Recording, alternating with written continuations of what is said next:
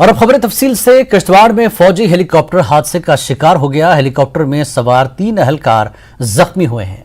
एक operational mission के दौरान फौज के ALH धरो वैली का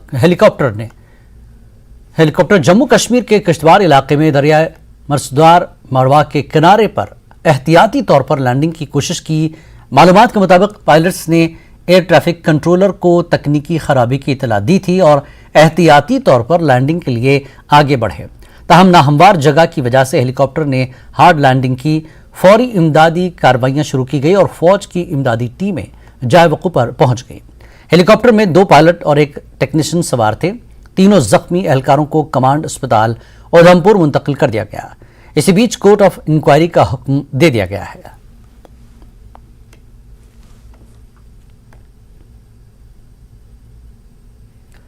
जिला बारामूला पट्टन किरेड़ी के वानीगाम पाइन में मिलिटेंटों और सिक्योरिटी फोर्सेस के दरमियान इनकाउंटर में लश्कर तैयबा से ताल्लुक रखने वाले 2 मकामी मिलिटेंटों को हलाक किया गया।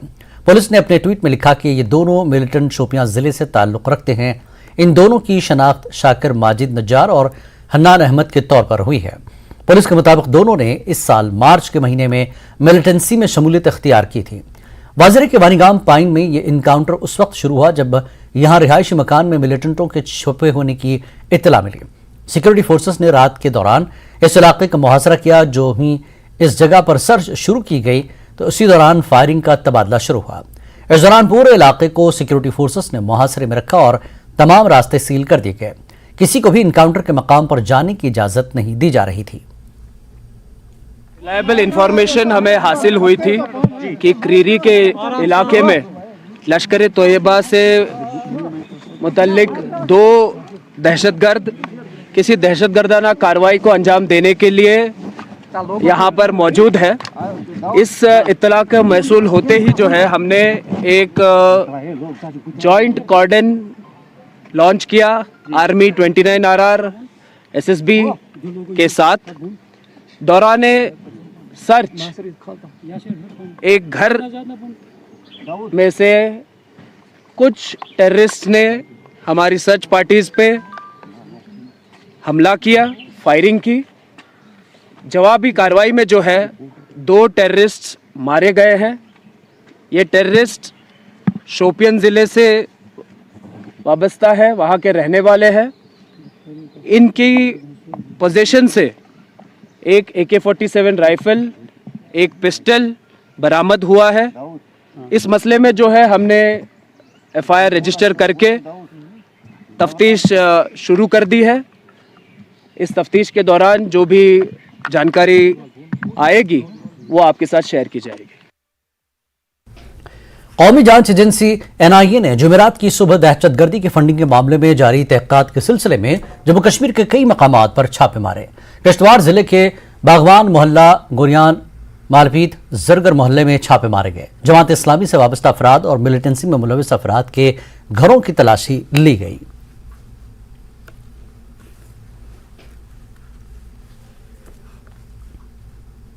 कठुआ पुलिस CRPF के जवानों ने लखनपुर थाने के तहत मगरखड इलाके में तलाशी मुहिम चलाई। SSP कठुआ शिवदीप सिंह ने बताया कि देर रात 2 मुश्तबा अफराद की GRP जवान ने रेलवे ट्रैक के करीब देखा, जिसके बाद इलाके को घेरे में लेकर तलाशी कार्रवाई अंजाम दी गई। हमें कोई पता चला कि इधर से कोई बंदे नीचे के लिए एंटर हुआ, लेकिन हमने घर घर भी तलाशी की, पूरा ये घेराबंदी की है पुलिस के साथ। ऐसा हमारे यहाँ कुछ भी नहीं, ना ही हो सकता। मोदी जी ने बोला था घर घर झंडा हिंदुस्तान का होना चाहिए। हमने एक एक घर पे 3-3 झंडे लगाए। हम देशभक्त लोग हैं, हम देश की सेवा करने वाले लोग हैं। हमारे तो लोग करगिल में जहाँ बकरवाल बकरियां गुज्जर लेके जाते थे, वहाँ जब पाकिस्तान हिंदुस्तान में कारगिल से निकला तो हमारे ही गुज्जर भाई ने बोला था हिंदुस्तान आर्मी को कि ये है। हम तो 24 घंटा अलाउड रहते हैं। भेड़ बकरी माल मवेशी लेके हम तो रात के 10 बजे हमारे घर पे आते हैं। हम तो 24 घंटा अलाउड रहते हैं, जैसे पुलिस है या आर्मी है। ऐसा कुछ नहीं है।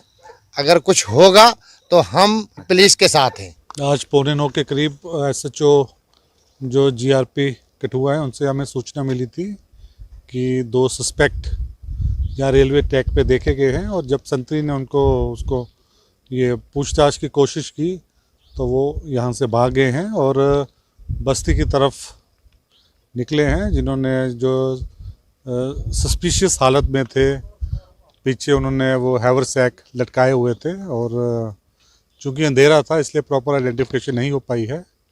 इसी बेस पे, क्योंकि वैसे भी हाई अलर्ट चल रहा है, तो जो भी हमारी अपनी फोर्सेस थी और सीआरपीएफ 121 बटालियन और रेलवे पुलिस, तो हमने मिलके पूरा जो इलाका था जहाँ हमें सूचना मिली कि किस तरफ वो भागे हैं, तो उसको कॉर्डन कर लिया हुआ है और फर्स्ट लाइट पे ही सर्च की जाएगी। तो क्या स्थानीय लोगों का भी सहयोग रहा है? बिल्कुल स्थानीय लोगों का सहयोग रहा है और उनको साथ लेके हमने कई जगहों पे सर्च किया है।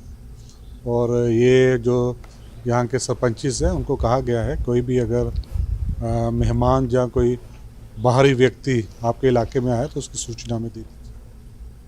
कुपवाड़ा जिले के मछल सेक्टर में दरअंदाजी की कोशिश को नाकाम बनाते हुए 2 दरअंदाजों को मार गिराया गया।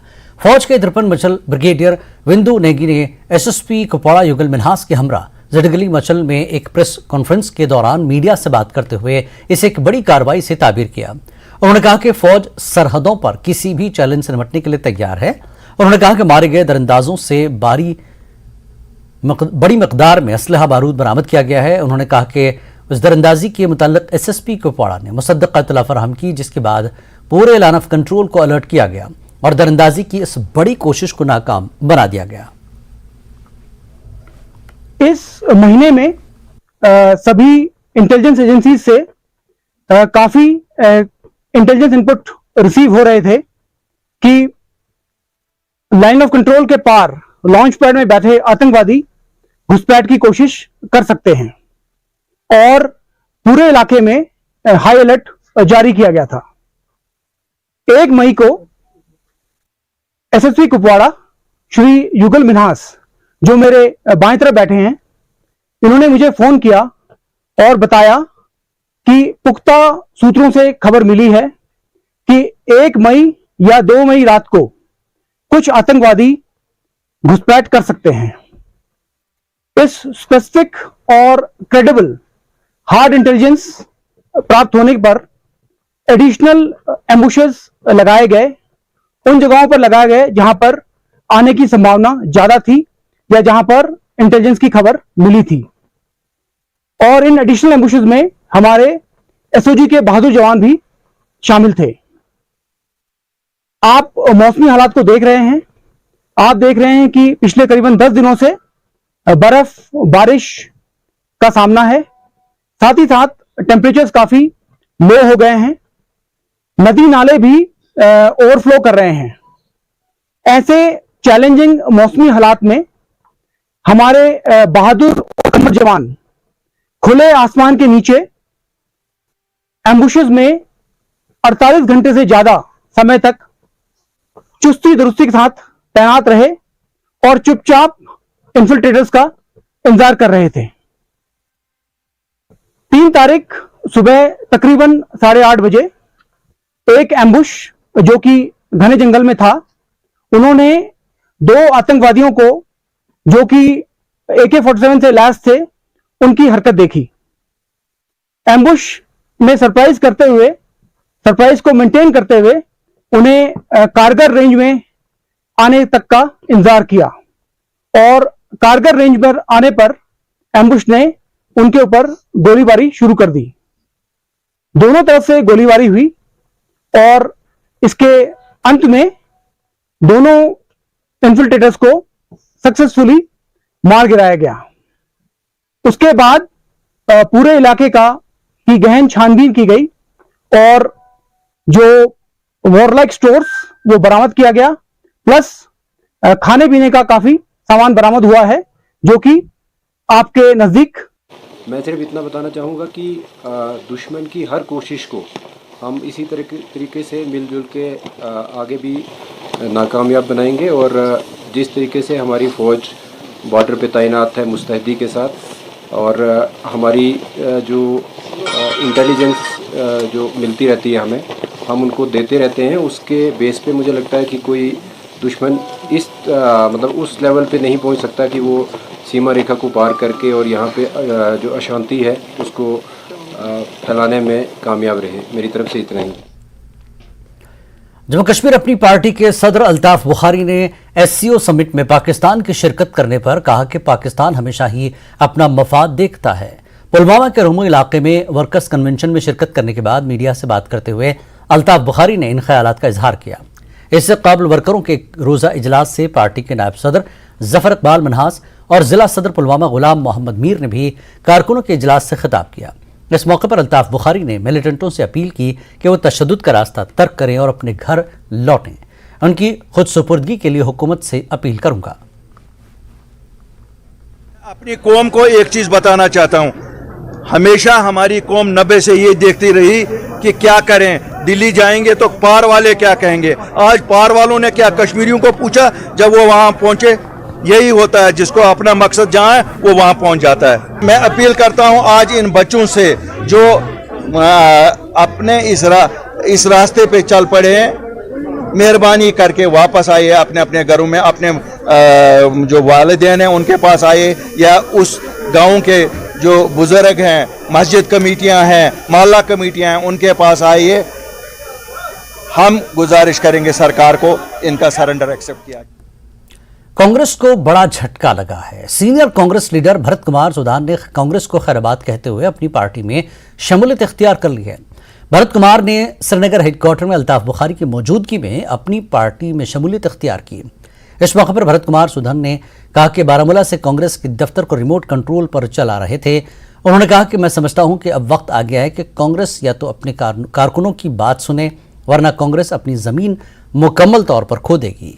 उन्होंने कहा कि मुझे अंदाजा है कि जब इलेक्शन होंगे तो अल्ताफ बुखारी अगली हुकूमत बनाएंगे। आज हमारे उड़ी के म्यूनसिपल कमेटी के जो चेयरमैन हैं भारत जी, इन्होंने हमारे साथ ज्वाइन किया है। हमारे लिए ये खुशी की बात है कि आज एक साथी, मजबूत साथी वहाँ उड़ी में हमारे साथ, हमारी जमात में आया है। मैं आपको सच बताऊं, इससे हमें कोई ताल्लुक़ नहीं है भारत जी किस जमात में थे, कहाँ से आए, क्या आए। हमें यह भारत जी हमारे साथ आए, क्यों? भारत जी की अपनी शख्सियत है। जमातों में जाने से या रहने से न, उसलिए ये यहाँ आए हैं कि ये कल कहाँ पे थे, तो उस भारत जी है तो हमारे साथ आए हैं। हमने भारत जी को ही इस्तकबाल किया है। मैं लगभग 95 से लेके तो आज 2023 तक ताई साहब का एक साथी रहा। मेरे बुजुर्ग हैं वो। मैंने 28-30 साल ताई साहब के साथ निकाले। मुझे ताई साहब से कोई गिला कोई शिकवा नहीं है। वो अच्छे लीडर हैं, मुझे उनसे कोई गिला कोई शिकवा नहीं है। लेकिन प्रॉब्लम ये है कि आज उनका दफ्तर जो है वो उड़ी से नेशनल कॉन्फ्रेंस के रिमोट पे चल रहा है।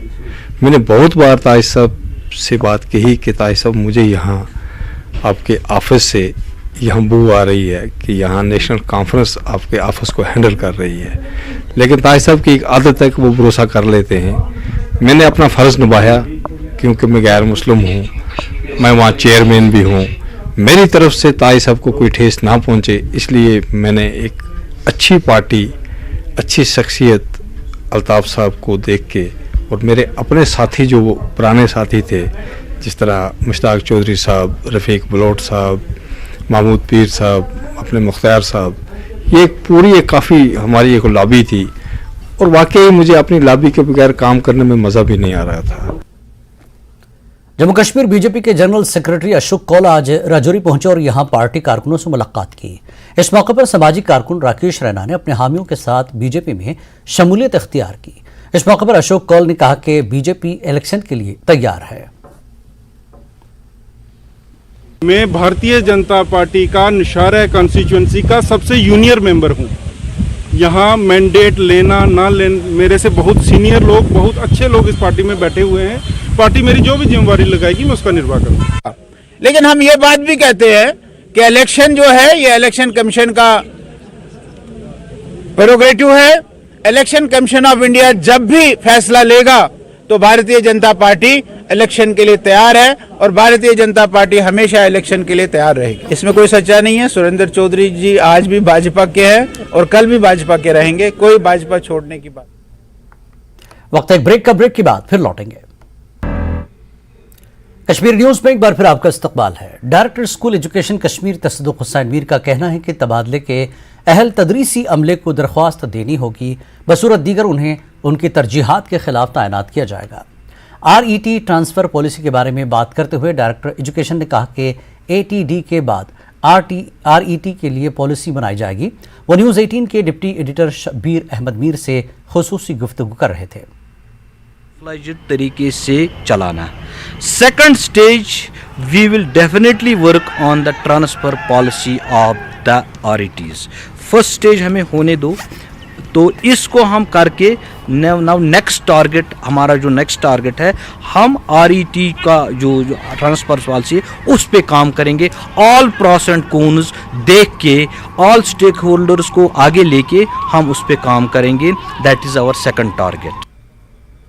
बाज़ाबतकारी मरकज श्रीनगर के खुसूसी बच्चों ने 8वीं जमात के इम्तहानात में टॉप किया है। Director school education Kashmir Tasadduq Hussain Mir ने उन 6 तलबा को तहनीत पेश की जो अपने जोन में टॉपर हैं। डायरेक्टर एजुकेशन ने स्कूल इंतजामिया की काविशों को सराहते हुए उसे जामे तालीम का नमूना करार दिया। बच्चों ने अपने स्टेज परफॉर्मेंस से वालिदैन समेत हाजरीन को मसहूर कर दिया। सादिया फिरदौस ने 97% नंबर हासिल किए और उनके बाद दीगर 5 तालिबात रहीं। डायरेक्टर स्कूल एजुकेशन ने उन बच्चों की क्लासेस और वोकेशनल सेंटर का दौरा किया और असातिज़ा और इंतजामिया की काविशों को सराहा। इन बच्चों के वालिदैन ने भी स्कूल की कारकर्दगी पर इत्मीनान का इजहार किया। अवार्ड मिला। अब आगे क्या करना है? और पढ़ना है।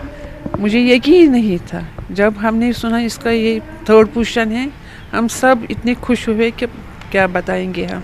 हमें यकीन नहीं, किसी घर वालों को भी सब ने कहा इसने ऐसा क्या किया, ऐसा क्या। उसने कहा ये स्कूल वालों ने भी मेहनत किया और हमने भी इसको मेहनत करवाया और ये इंटेलिजेंट बच्ची है। हाँ करते हैं, ये बहुत कुछ करते हैं, पढ़ते हैं, काम भी करते हैं, सब कुछ करते हैं। उन लोगों से जो हमारे यहाँ तो वैसे भी रिश्तेदारों में, हमसायों में सवाल करते हैं कि क्या करेगी, उनसे क्या आज कहेंगे? क्या यही कि मुझे फ़ख्र है अपनी बेटी पर, इसने आज ये मेडल भी हासिल किया। इसमें हर कुछ मज ट्रेन गाड़ी मज पानस तान मे तान गरस तान वो शौक गस पार बच्चे मे बासान तेहद खुद ज्यादा स्पेशल वारिया गए तुम त ख्याल थवान पढ़ाई हर कुन्युक हर कुन्युक मे अमिस मन फादर ये दोपन कह अगर ऐ गंट गई लेट कोर मे आटो तो आयस सपोर्ट सही है शौक फादरस ये गस पार। अब इनका ये बच्चे 8th में आए, इनको और हेल्प की ज़रूरत है, इनका अपग्रेडेशन का भी एक इशू है। श्योरली वी विल बी, मैंने इनको कहा यू ऑनलाइन आप फॉर्म भर दीजिए एंड मैं खुद या चीफ एजुकेशन ऑफिसर को खुद इंस्पेक्शन के लिए हम खुद आएंगे। विल बी सबमिटिंग, मैं अपना रिपोर्ट खुद ही दे दूंगा। Then I will be needing 1 report और एक रिपोर्ट उस प्रिंसिपल साहब को, CEO साहब को मैं कहूँगा and we will be upgrading this school because this is the need of the hour. Srinagar में G20 इजलास से कबल हिफाजती इंतजाम सख्त कर दिए गए हैं। श्रीनगर की अहम सड़कों के साथ साथ बड़े जंक्शनों पर गश्त करने वाली टीमें तैनात की जा रही हैं। जम्मू कश्मीर पुलिस और CRPF की तरफ से शहर में तकरीबन हर जगह गाड़ियों की चेकिंग की जा रही है। गाड़ियों के कागजात के साथ शनाख्ती कार्ड भी चेक किए जा रहे हैं।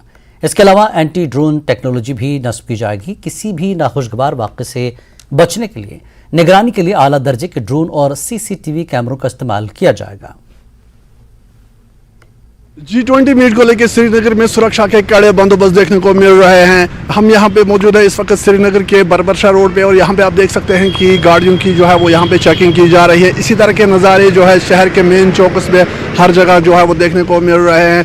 बता दें कि यहाँ पे जो एंटी ड्रोन टेक्नोलॉजी है उसको इंस्टॉल किया गया है और वहीं जो इंटरनेशनल डेलीगेट्स है वो 22 मई को श्रीनगर पहुँचेंगे, 23 मई को जो है वो मीट होगी और 24 मई को वो जो यहाँ के साइड सीन है उनकी सैर करेंगे। तो कुल मिला के अगर हम देखें तो पूरी तरह से यहाँ पे सुरक्षा के कड़े बंदोबस्त देखने को मिल रहे हैं और वहीं जो स्पेशल हाईवे पेट्रोलिंग टीम्स है उन्हें मेन जंक्शंस पे जो है वो डिप्लॉय किया गया है श्रीनगर के तमाम मेजर रोड्स पे। और इससे पहले कुछ दिन पहले जो है यहाँ पे एक रिव्यू मीटिंग हुई थी जिसमें सुरक्षा के हवाले से वो मीटिंग हुई थी और आज LG ने भी एक मीटिंग शेयर की जिसमें सुरक्षा का जो है वो रिव्यू किया गया। तो कुल मिला के अगर हम देखें तो हाई एंड ड्रोन्स और CCTV कैमराज जो है उनको इंस्टॉल किया गया है ताकि पूरी सर्वेलेंस रखी जाए और यहाँ पे कोई अनटोवर्ड इंसिडेंट सामने ना आ पाएँ। ओयूब खान के साथ रईस मागरे, नेटवर्क 18 श्रीनगर। श्रीनगर में मुनक्किद होने वाली G20 टूरिज्म समिट में सिर्फ चंद दिन बाकी रह गए हैं। श्रीनगर शहर में सिक्योरिटी बंकरों को बड़े पैमाने पर तब्दील किया जा रहा है। हवाई अड्डे से SKICC जाने वाले बंकरों को नीले रंग से पेंट किया जा रहा है और इन बंकरों के आगे कश्मीर के मशहूर मकामात के बड़े मनाजर भी लगाए गए हैं। इन बंकरों की तामीर पर 44 लाख रुपए खर्च किए जा रहे हैं। हमारे assistant news editor Parvez Bhat मजीद तफसीलात बता रहे हैं। G20 टूरिज्म समिट को लेकर जहां श्रीनगर शहर को दुल्हन की तरह सजाया जा रहा है, वहीं पे जो बंकर्स यहाँ पे पिछले 30 सालों से रहे हैं, यहाँ पे उनका फेसलिफ्ट भी किया जा रहा है। यहाँ पे आप इन बंकर्स में देख सकते हैं कि इन बंकर्स को मजीद जाज़िब नजर बनाने के लिए इनका कलरिंग वगैरह किया गया है और सामने जो पेंटिंग्स इसमें रखी गई है, इस बंकर में आप देख सकते हैं कि गुलमर्ग की खूबसूरती को इस बंकर के जरिए दर्शाने की कोशिश की गई है। इसमें यहाँ पे हम बता दें कि जो पुराने कन्वेंशनल बैंकर्स हुआ करते थे उनमें रेत के बैग्स रहते थे और सामने से इस तरह का कलर्ड वगैरह वर्जन नहीं रहता था, लेकिन आप तस्वीरों में देख सकते हैं कि इस तरह का काम जो है बैंकर्स को ब्यूटिफाई करने का ये पूरे शहर श्रीनगर को में जारी है। खासतौर जो एरियाज जो G20 टूरिज्म समिट के रूट में जो एरियाज आते हैं उनमें ये काम लगातार जारी है। हम यहाँ पे देख सकते हैं आप तस्वीरों में कि TRC का ये एरिया है और TRC के इस एरिया के पास ये जो बंकर है इसको ब्लू कलर का कर दिया गया है। हालांकि जो सिक्योरिटी है, सिक्योरिटी को किसी तरह से कॉम्प्रोमाइज नहीं किया गया है। जो अंदर का पोर्शन है इसका वो वैसा ही जैसे पहले बुलेट प्रूफ रहा करता था, वैसे ही सेम ब्लड प्रूफ इसको रखा गया है। ये न सिर्फ G20 समिट के लिए है बल्कि जो स्मार्ट सिटी का काम यहाँ पे इस टाइम चल रहा है और स्मार्ट सिटी के तहत जो श्रीनगर शहर को ब्यूटिफाई किया जा रहा है और फेसलिफ्ट पूरी शहर श्रीनगर को किया जा रहा है, उसके तहत भी ये बैंकर्स जो है वो ज्यादा प्रेजेंटेबल बनाए जा रहे हैं। ये बंकर न सिर्फ यहाँ TRC के पास बल्कि जितने भी G20 रूट्स पे जो बंकर्स आ रहे हैं उनको इसी तरह से ब्यूटिफाई किया गया है। जहांगीर अजीज के साथ परवेज भट्ट, नेटवर्क 18 श्रीनगर। G20 के हवाले से जिला कुलगाम में रन फॉर G20 वॉकथॉन का भी इनकाद किया गया। इस तनाजुर में DC कुलगाम डॉक्टर बिलाल मोहिउद्दीन भट्ट ने मिनी सेक्रेटेरिएट में मुख्तलिफ स्कूली बच्चों के ग्रुप्स को झंडी दिखाकर रवाना किया। इस दौरान तलबा को G20 के हवाले से मालूमात फराहम की गई। महकमे यूथ सर्विसेज एंड स्पोर्ट्स और महकमे तालीम के इश्तराक से प्रोग्राम का एहतमाम किया गया था। Run for G20 walkathon mini sports stadium में अख्ताम पजीर।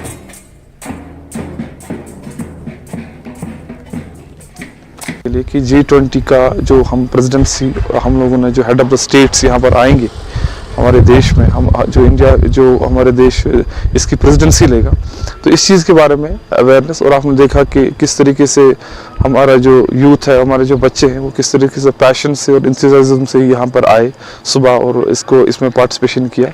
और मुझे लगता है ये it will go long way कि कैसे बच्चों को how we actually translate this message that how much important this event is G20 is and how our country has led the whole world कि यहाँ पर ये समिट हो रहा है और इतना इम्पॉर्टेंट इश्यूज इसमें पूरी दुनिया के यहाँ पर डिस्कस हो जाएगा हमारे देश में।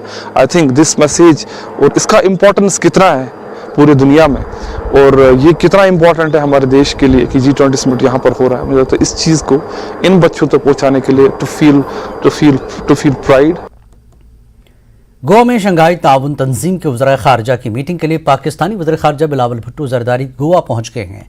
12 साल बाद पाकिस्तान का कोई वज़ीर ख़ारजा भारत पहुँचा है। चीन के वज़ीर ख़ारजा केंगिंग भी गोवा पहुँच गए हैं। हिंदुस्तान और चीन के वज़ीर ख़ारजा की दो तरफ़ा मुलाकात हुई है। रूसी वज़ीर ख़ारजा सरगेई लारोव भी गोवा में मौजूद हैं। सरगेई लारोव की हिंदुस्तान के वज़ीर ख़ारजा एस जयशंकर से मुलाकात हुई। इसी बीच पाकिस्तानी वज़ीर आज़म शहबाज शरीफ ने कहा कि इस्लामाबाद शंघाई ताउन तंजीम के खित्ते में अमन और इस्तेहकाम के मुश्तरका इक़दार को आगे बढ़ाने के लिए अपना किरदार अदा करने के लिए पुरअज़्म है।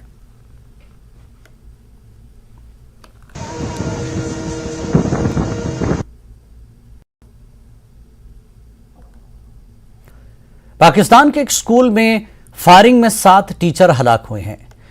अपर क्रम में हाई स्कूल में नामालूम अफराद ने अंधाधुंध फायरिंग करके टीचरों को हलाक कर दिया और पुलिस के मुताबिक नामालूम अफराद ने फायरिंग स्कूल के स्टाफ रूम में की। फायरिंग के वाक़े के बाद अस्पतालों में इमरजेंसी नाफिज कर दी गई है। फायरिंग का निशाना बनाए गए तमाम टीचर इम्तिहानी ड्यूटी पर थे। और इससे पहले आज पारा चनार में चलती गाड़ी पर फायरिंग करके एक टीचर को कत्ल किया गया था। चलती गाड़ी पर फायरिंग करके कत्ल किए गए उस्ताद का ताल्लुक भी त्रिमंगल हाई स्कूल से था। टीचर मोहम्मद शरीफ को चुलोजान रोड पर फायरिंग का निशाना बनाया गया।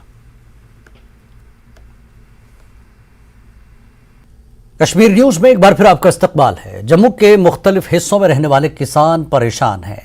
वजह यह है कि बेमौसम और मुसलसल बारिश ने जम्मू के कई हिस्सों में खड़ी फसलों को बहुत नुकसान पहुंचाया।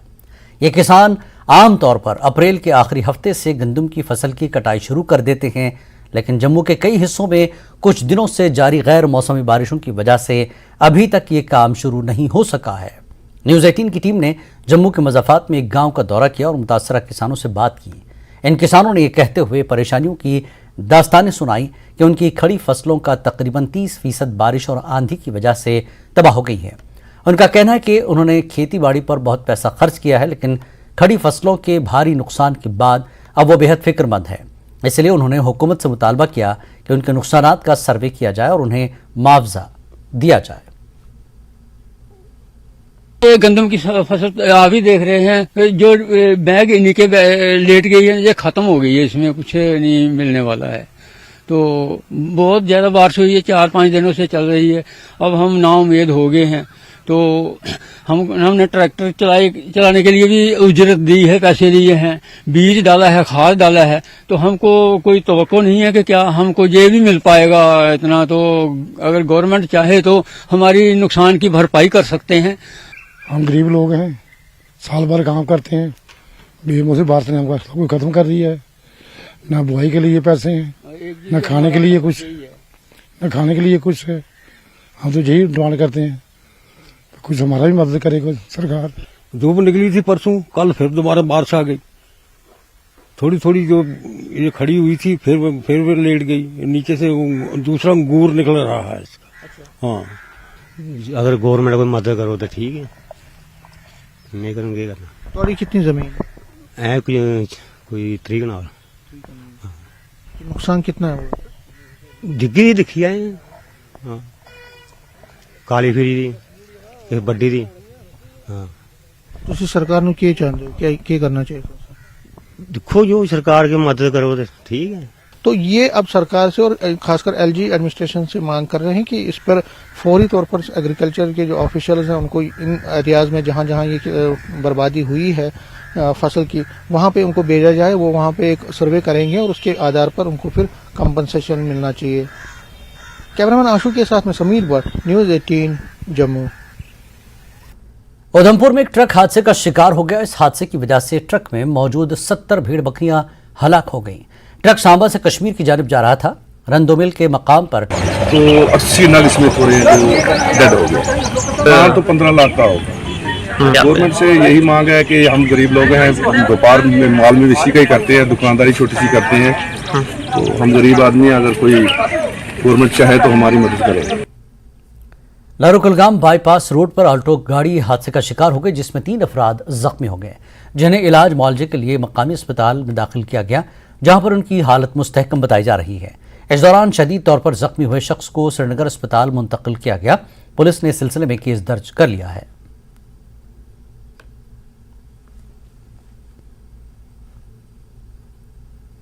हानम चवलगाम कुलगाम के महगनेश मंदिर में 3 रोज़ा पूजा पाठ और हवन का एहतमाम अमल में लाया गया, जिसमें मुल्क और रियासत के मुख्तलिफ इलाकों से आए हुए कश्मीरी पंडितों ने शिरकत की, जबकि इंतजामिया और पुलिस के साथ साथ मकामी मुसलमानों ने सालाना फेस्टिवल को कामयाब बनाने में अहम रोल अदा किया।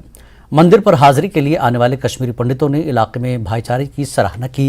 अकीदतमंदों ने पुलिस और इंतजामिया की जानिब से किए गए इंतजाम पर इत्मीनान का इजहार किया।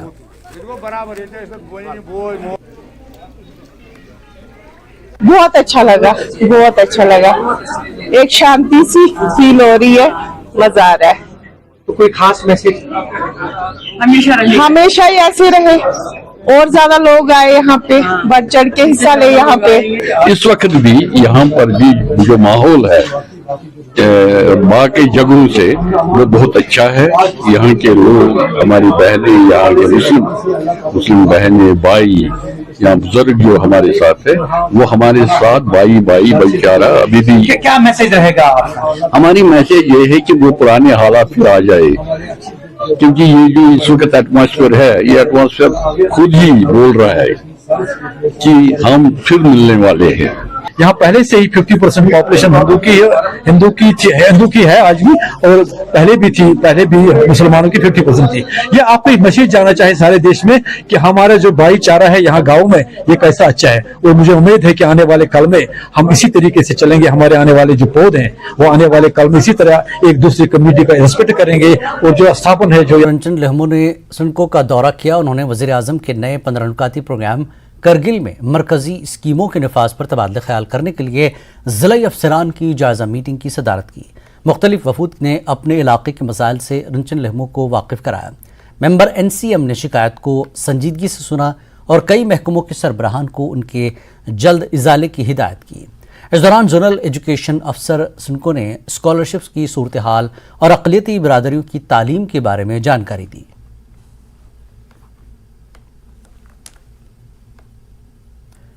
किसी ज़माने में बॉलीवुड फिल्मों की शूटिंग के लिए मशहूर चार चिनारी मकाम हुक्काम की बेहिसी की वजह से अपनी रौनक खो चुका है। डल झील के बीच में वाक़ ये जज़ीरा बाग इन दिनों वीरान नज़र आता है क्योंकि बुनियादी सहूलियात को अपग्रेड नहीं किया गया।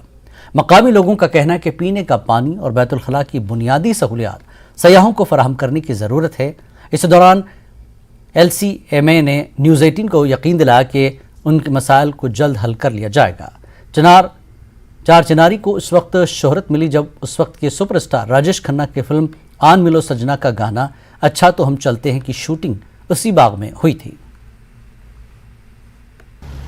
वजह हमारा ठीक है, गार्डन ठीक है, पूल अच्छा है, सब कुछ अच्छा है। गार्डनर वाला जो है वो माली यहाँ का, वो भी अच्छा आदमी है। उससे पहले शमशान था यहाँ पर, जब से वो माली आ गया यहाँ पर गार्डन अच्छा हो गया। फ्लोर्स लगाया इसने बहुत अच्छे तरीके से।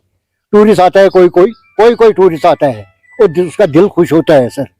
और यहाँ फैसिलिटी एक चीज़ नहीं है, बाथरूम का सख्ती है। और मेहरबानी करके हम रिक्वेस्ट करता है आप लोगों को और गवर्नर साहब को रिक्वेस्ट करता है, यहाँ का ध्यान दे दिए थोड़ा बाथरूम का और पानी का। पानी नहीं है यहाँ पर, नलका लगा हुआ था 50-60 साल से, वो पाइपलाइन नहीं खत्म किया इन्होंने सर।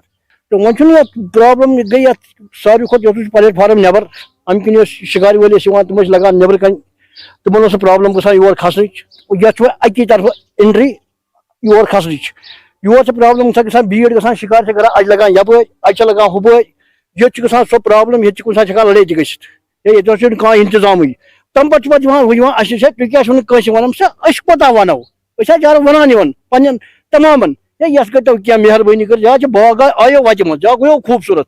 तो बेस गई प्रॉब्लम सारी खुद ये त्रेश कौन से आब मग जबरदस्त परेशान ये पाइप अपर ब्रेन पे तो अत बे पाइप क्या त्रावन करान ठीक अमिक चलिया सारी प्रॉब्लम टूरिस्ट योर बेचार परेशान गसान ये सोरे यार असल न बाथरूम न वाटर गई परेशान ये त्रेश वेश तो बाकी हसा इंशाल्लाह ये असल ब्रोट ये सह नसा नजरन तल ये जो चार चिनारी है उसमें टूरिज्म डिपार्टमेंट या दूसरे फ्लोरिकल्चर डिपार्टमेंट देखते हैं, बट जो हमारे उसमें काम रहते हैं साफ सफाई के वजह से वो हम कर रहे हैं।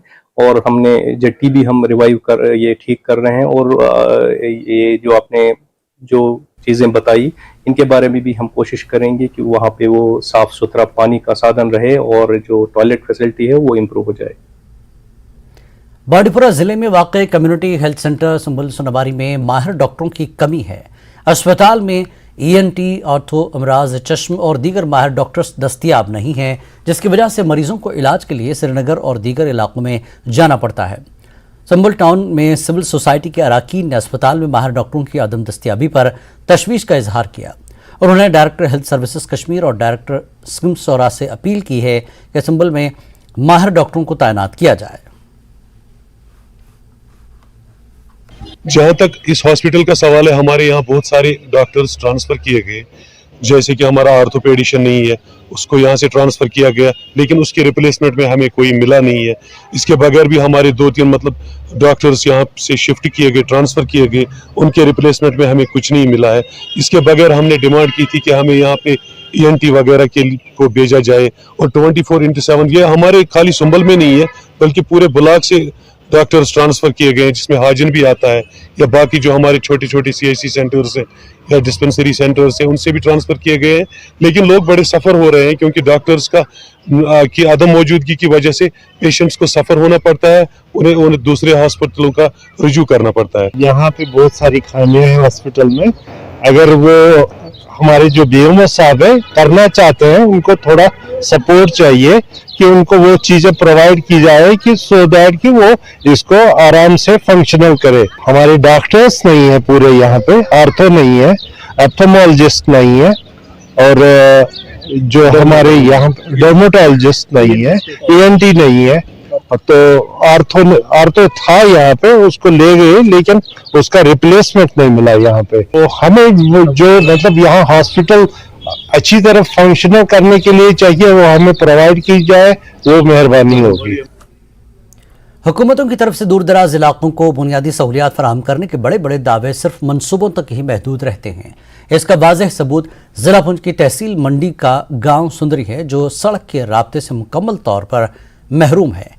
यही नहीं, इस जदीद दौर में भी लोगों के पैदल चलने के लिए कोई पुख्ता रास्ता दस्तयाब नहीं।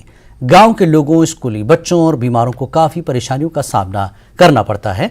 गांव वालों का कहना है कि अगर कोई बीमार हो जाए तो मरीज को चारपाई और कंधों पर उठाकर मंडी रोड तक जाना पड़ता है। लोगों ने इंतजामिया से सड़क तामीर करने की अपील की है। की टीम पहुंची है पुंछ जिले की साधु तहसील के पहाड़ी गांव सुंदरी में। सुंदरी एक ऐसा गांव है जो पिछले 70 सालों से आज तक सड़क से बनती है। गांव के लिए लोग कच्चे रास्ते जाते हैं और इस पहाड़ी इलाके में लोगों को काफी परेशानियों का सामना करना पड़ता है। खास करके जो स्टूडेंट हैं जिनको यहाँ से हाई सेकेंडरी स्कूल साइड में जाना पड़ता है, उन्हें काफी परेशानियों का सामना करना पड़ता है क्योंकि आज तक सड़क नहीं है। बात करेंगे कि स्टूडेंट्स हैं, उनका क्या कहना है इसको लेकर। आपका नाम? मनाम से। कितनी परेशानी होती है? बहुत परेशानी होती है, यहाँ पर रास्ता भी नहीं है सही, तो हमें चल के जाना पड़ता है। 1-1.5 घंटा लग जाता है यहाँ से नीचे तक। सर्दी में कैसे मुश्किल होती है? सर्दी में बहुत मुश्किल होती है, यहाँ पे बर्फ भी पड़ जाती है और कोहरा भी लग जाता है, इसलिए हम नहीं जा पाते हैं कहीं। तो क्या चाहते हैं आप? हम चाहते हैं हमारा यहाँ पे डेवलपमेंट हो और सड़क आए, हमारा भी कुछ बने। उनसे बात करिए, उनका क्या कहना है उनसे बात करिए, क्योंकि ये इतना खूबसूरत इलाका है लेकिन सड़क ना होने के कारण आज लोग परेशान, खास करके जो स्टूडेंट हैं वो काफी परेशान है। आपका नाम? आपका नाम? अल्ताफ। क्या परेशानी आती है आपको इस इलाके में? शायद नहीं है सर, हमें यहाँ पे 2 घंटे लग रहे हैं स्कूल जाने में, बहुत दिक्कत हो रही है। सर्दी में बहुत दिक्कत। जब बर्फ गिरती है क्या होता है? बस स्कूल नहीं जा सकते। तो क्या चाहते हैं आप? रोड और रास्ते से। लोकल हैं, उनसे बात करिए, उनका क्या कहना है इसको लेकर। आपका नाम? जहांगीर अहमद। किस तरह की परेशानी सड़क में? सर बहुत परेशानी है सड़क की, रास्ते नहीं, प्रॉब्लम परेशानी है बहुत ज्यादा। रास्ता आपने देखा कैसा रास्ता है हमारा, यहाँ चढ़ने लेने में बहुत दिक्कत होती है, बहुत परेशानी होती है। जब कोई पेशेंट बीमार हो जाएगा, कुछ भी होगा, उसमें बहुत प्रॉब्लम आ रही है। यहाँ चढ़ने में बहुत प्रॉब्लम है, सबसे ज्यादा रास्ते का कोई हाल नहीं है इधर। तो बच्चे जो है सुना प्राइमरी स्कूल है, उसके बाद बच्चे यहाँ 5वीं क्लास तक पढ़ते हैं इधर, उसके बाद बहुत ज्यादा कम से कम 1.5-2 किलोमीटर दूर जाना पड़ता है। उसको आने जाने में टाइम ही पूरा बराबर हो जाता है, पढ़ेंगे क्या लिखेंगे क्या वो। तो क्या चाहते हैं आप? हम चाहते हैं हमारी मदद करे गवर्नमेंट, यहाँ में रोड दिलवाए और यहाँ हमारी हाई सेकेंडरी इधर बननी चाहिए हमारे गाँव। कुछ और लोगों से बात करें, उनका क्या कहना है कि कितनी आज के इस दौर में, आधुनिक दौर में लोगों को किस तरह परेशानी आ रही है इस सड़क न होने का? आज की प्रेजेंट गवर्नमेंट ने बहुत तरह की स्कीमें जो है वो ग्राउंड लेवल तक जो है वो पहुंचाने की कोशिश की, मगर पहुंची नहीं। अंडर PMGSY के तहत जो है वो कोई रोड नहीं मिली, या किसी और स्कीम के तहत भी यहाँ पे रोड नहीं मिली। अब यहाँ पे ऐसा है कि masters level PhD research scholar, और ये आबादी आप देख रहे हैं तकरीबन 5000 से ऊपर की आबादी है। अब 5000 की अगर आबादी है और वहाँ के लोग अभी भी अपने कंधों पे पेशेंट को उठा के यहाँ से मंडी या यहाँ से गगड़ियाँ या आप ये गली मैदान जो है लेके जाया जाए, तो फिर जो है वो अपने आप को हमने गुलाम महसूस करना ही है। तो यहाँ से जो है तकरीबन कम से कम किसी भी स्कीम के तहत एक छोटी सी रोड ही दे दें, चलो उसमें गाड़ियां चले ना चले वो अलग बात है, मगर इस डेंजर वाले इलाके से ये देख रहे हैं अगर स्लिप हो इंसान तो हड्डियां टूटनी जो है वो तय है। तो ये मैं आपके न्यूज़ 18 के माध्यम से हेल्प से जो है डिस्ट्रिक्ट एडमिनिस्ट्रेशन, तहसील एडमिनिस्ट्रेशन, इवन LG एडमिनिस्ट्रेशन से भी रिक्वेस्ट है कि वो यहाँ हमारे रहने वाले लोगों के साथ तो दावे करते हैं खड़े होने के, और हमें जो है खड़े हुए भी, ऐसा नहीं है। अब यहाँ पे ग्राउंड लेवल पे काम कितना हुआ उनको जो है कम से कम जो है वो इसकी रिपोर्ट मांगनी चाहिए और देखना चाहिए कि कौन कौन से लोग जो है वो अभी भी उसी हालत में रह रहे हैं जो अभी देश की आज़ादी से पहले लोग रहते थे। धीरे थैंक यू। देखिए किस प्रकार जो है लोग कितने परेशान हैं, सड़क ना होने के कारण उन्हें पैदल चलना पड़ता है। बच्चे जो हैं स्कूल चलकर जाते हैं और कई घंटे उन्हें आने जाने में लगते हैं, और साथ ही जो अगर गाँव में कोई बीमार होता है तो उसको भी कंधों पर उठाकर आज भी पुराने जमाने की तरह अस्पताल पहुंचाया जाता है। मुनीष शर्मा, न्यूज नेटवर्क, सुंदरी, साविया, पुंछ। वक्त एक और ब्रेक का, ब्रेक के बाद फिर लौटते हैं। कश्मीर न्यूज में एक बार फिर आपका इस्तकबाल। भद्रवा फॉरेस्ट डिवीजन में टिम्बर माफिया के खिलाफ बड़े क्रैकडाउन में एक बदनामे जमाना टिम्बर स्मगलर को गिरफ्तार किया गया है। डिविजनल फॉरेस्ट ऑफिसर भद्रवा चंद्रशेखर ने बताया कि टिम्बर स्मगलर आशिक हुसैन शेख और पंगा सन 2002 से लकड़ी के स्मगलिंग में मुलविस था और उसके खिलाफ कई मुकदमा दर्ज हैं। उन्होंने कहा कि इसे कई बार डिविजनल फॉरेस्ट ऑफिस भद्रवा में तलब किया गया, लेकिन वो कभी नहीं आया और उसके बजाय जंगल के एहलकारों को धमकाता रहा। पीएसए जो है वो लगाया against one of the professional timber smuggler जिसका नाम है आशिक हुसैन शेख उर्फ पंगा।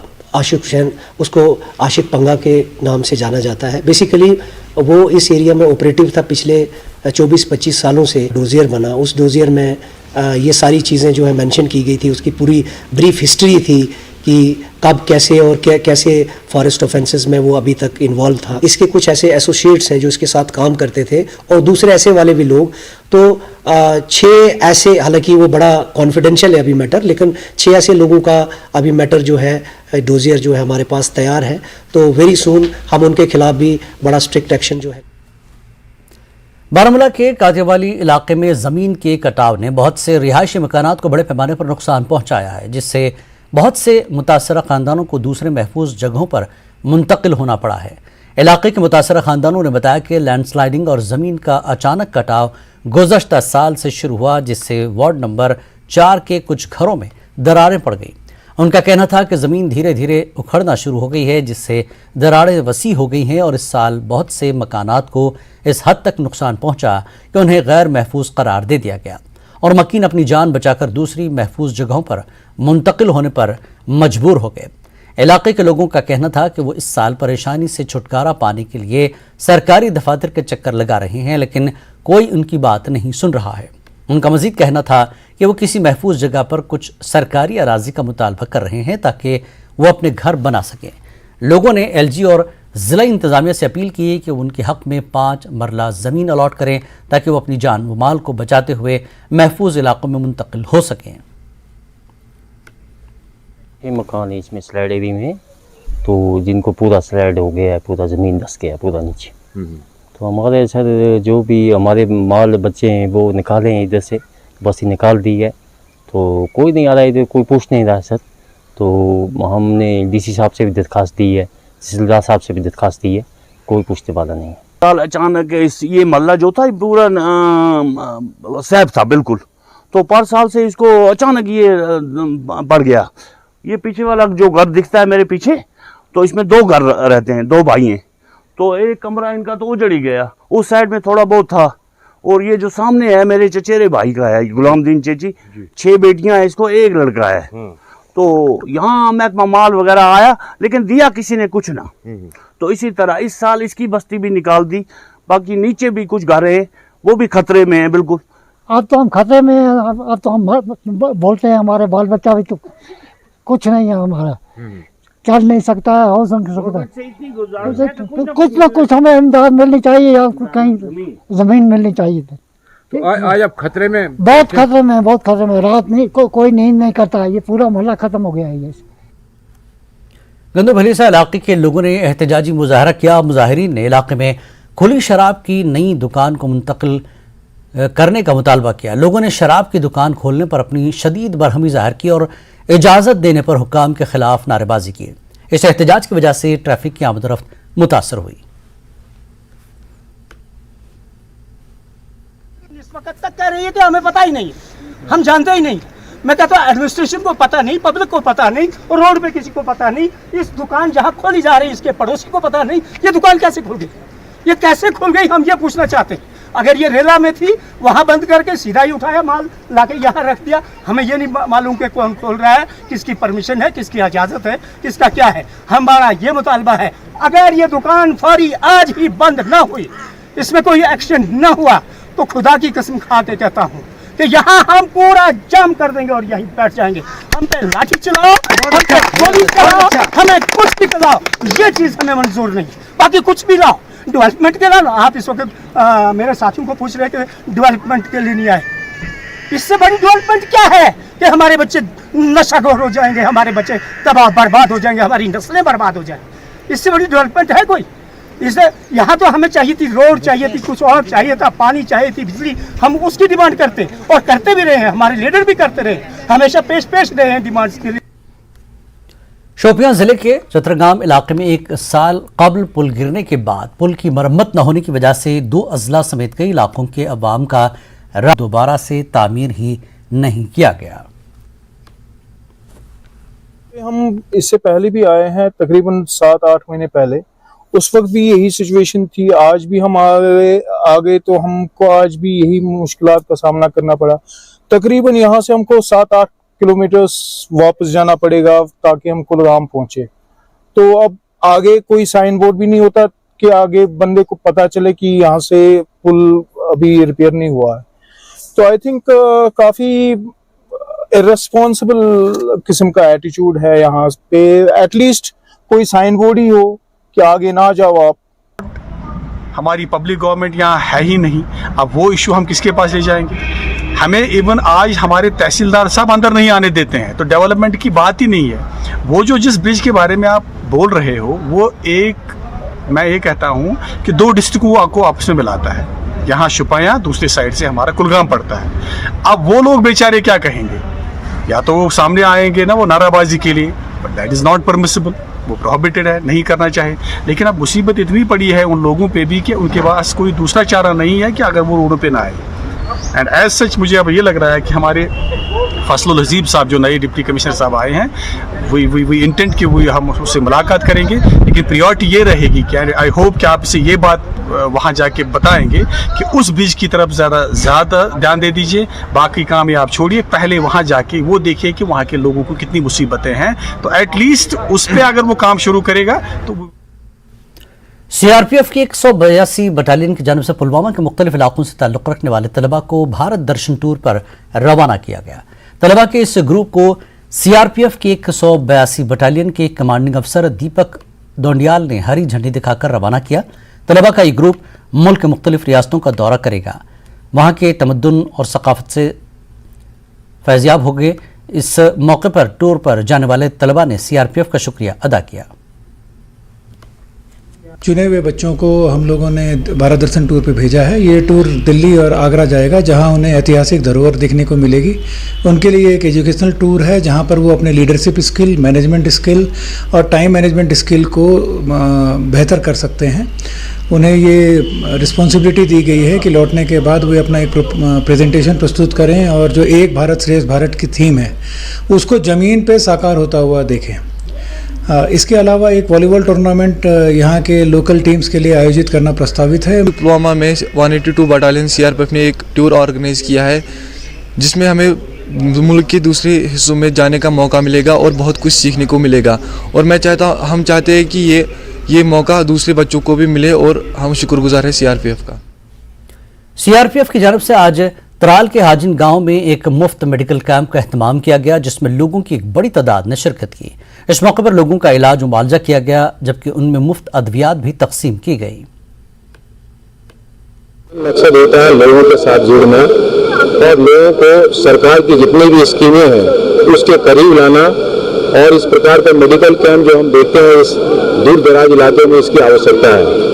इस बार हम कोशिश कर रहे हैं कि जितने भी इंटीरियर एरिया में गांव हैं जहां ये सुविधा नहीं मिल पा रही है वहां इस प्रकार के मेडिकल कैंप करने का हम लोगों का इस बार